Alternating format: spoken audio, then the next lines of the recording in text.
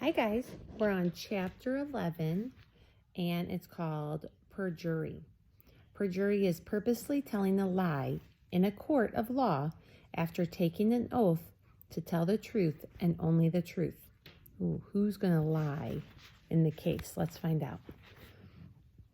Will the lawyer for the prosecution please step forward, said Judge Krikorian. The defense lawyer, Scott's mother, still hadn't arrived, but they couldn't wait any longer. About half the jury had to be home by 4 o'clock. Jessie stood up and addressed the court. She made her voice sound strong. Ladies and gentlemen of the jury, for my first witness, I call Jack Bagdarshian.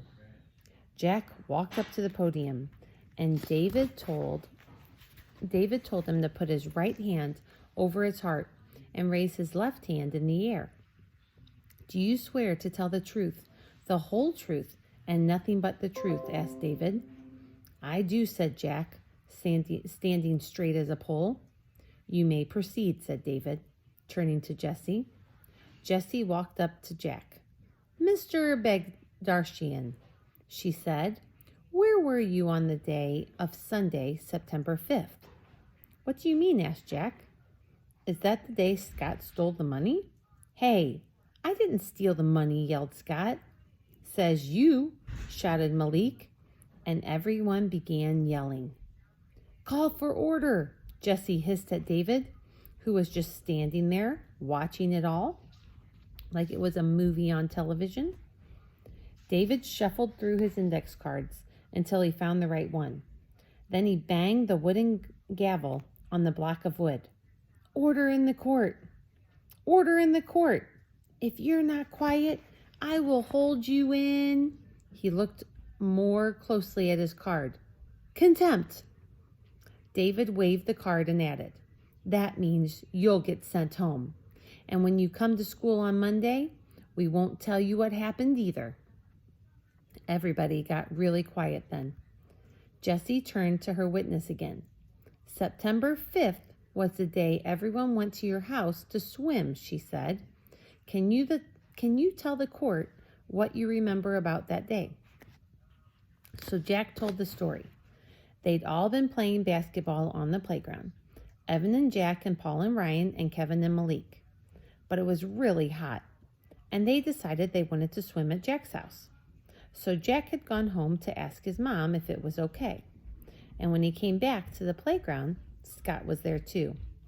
So when they'd all gone back to Jack's house, and then what happened? Asked Jessie, pacing back and forth in front of the podium. She was holding a pencil and carrying her writer's notebook tucked under her arm.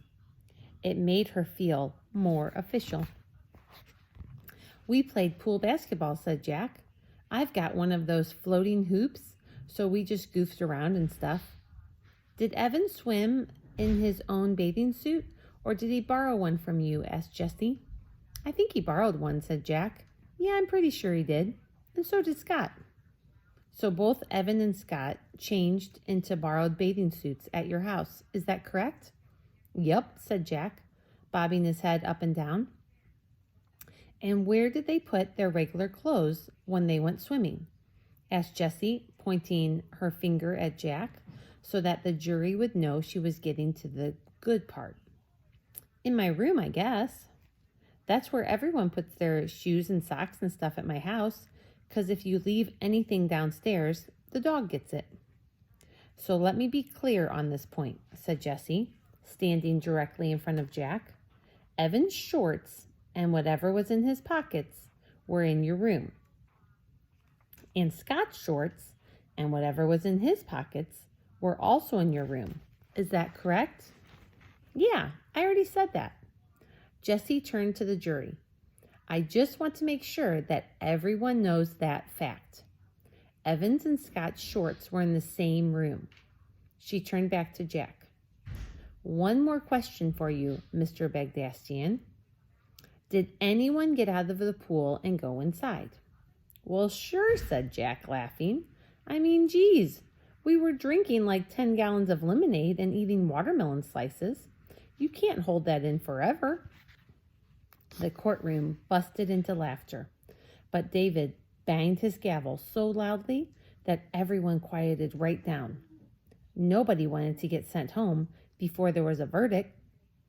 "Did Scott go into the house?" asked Jessie. "Uh-huh," said Jack. "Did he go in alone?" "Yeah." "And how long was he in the house alone?" "I don't know," said Jack, shrugging.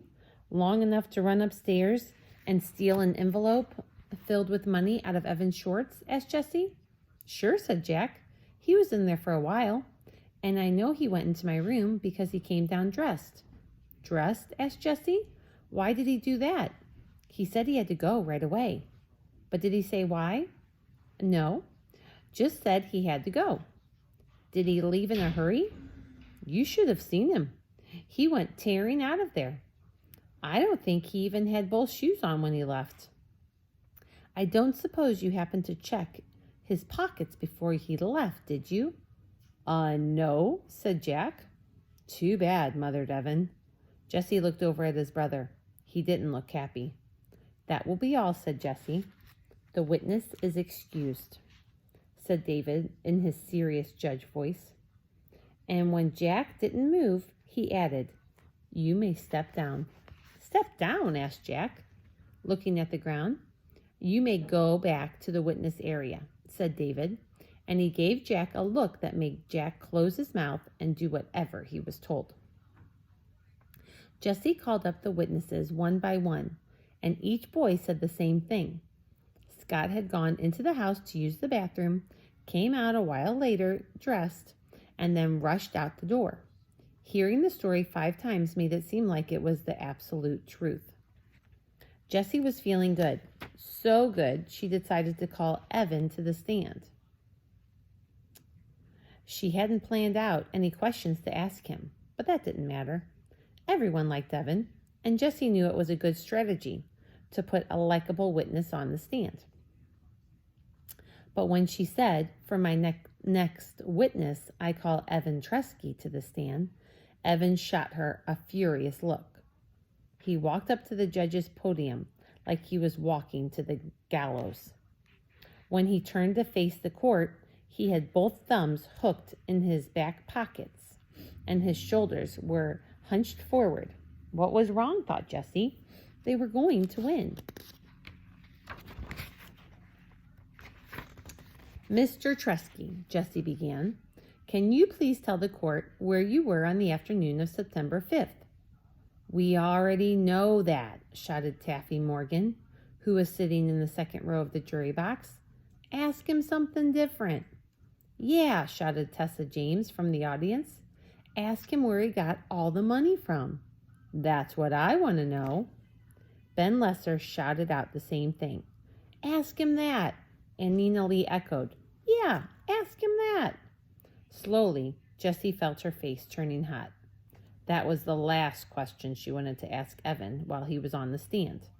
If the jury found out that Evan had stolen the money from her, it would be all over. Some of the kids in the jury box started to chant, "Ask him, ask him." "Order in the court," shouted David. When everyone quieted down, he said to Jessie, "That's a good question. Why don't you ask him that?" "He's my witness," said Jessie, "and I get to make up the questions." Jessie knew the rules. She was the lawyer, and nobody could make her ask the witness a question she didn't want to ask. "I'll ask what I want, and I don't want to ask that." "What?" said Scott. "Have you got something to hide?" "Leave her alone," said Evan. "Yeah, leave me alone," said Jessie, looking from David to Scott to Evan. "Fine," said Scott, crossing his arms and looking smug. "Don't ask him. I'll just have my mom ask him where he got the money." "Your mom's not even here," said Jessie angrily. "And I bet she won't show up either." Scott jumped up to his feet and looked like he was going to take a swing at Jessie. "She will too. She's just late, that's all, 'cause she's a real lawyer with real work to do. Not like you faker." "Order in this court, or I will throw you both out," shouted David. He even stepped in front of the podium and swung his gavel over his head like he was going to beam someone with it. Then he turned to Jesse and said, "You might as well ask Evan that question, Jesse. He's going to end up answering it anyway." And Jesse knew he was right. She'd really made a mess of this, and she'd been feeling so good, so confident, so sure of herself. "Mr. Tresky," she said, "where did you get the money, the $208 that you had in your pocket on that day?" You could have heard a pin drop, except that a pin wouldn't have made any noise at all because of the grass. But it was quiet in the court. Even the birds seemed to fall silent as they were waiting to hear the answer. Evan mumbled something, and Jesse had to ask him to repeat what he had said. "I took it from your lockbox," said Evan, looking at her like he wanted to squash her like a bug. Nobody said a word. Everyone stared at Evan, and Evan stared at Jesse. "You stole it?" asked Paul, his eyes wide with surprise. "Man, you never told us that part of the story," said Adam, shaking his head. "Wow, you stole the money from your little sister," said Scott, smiling for the first time all afternoon. "That is low."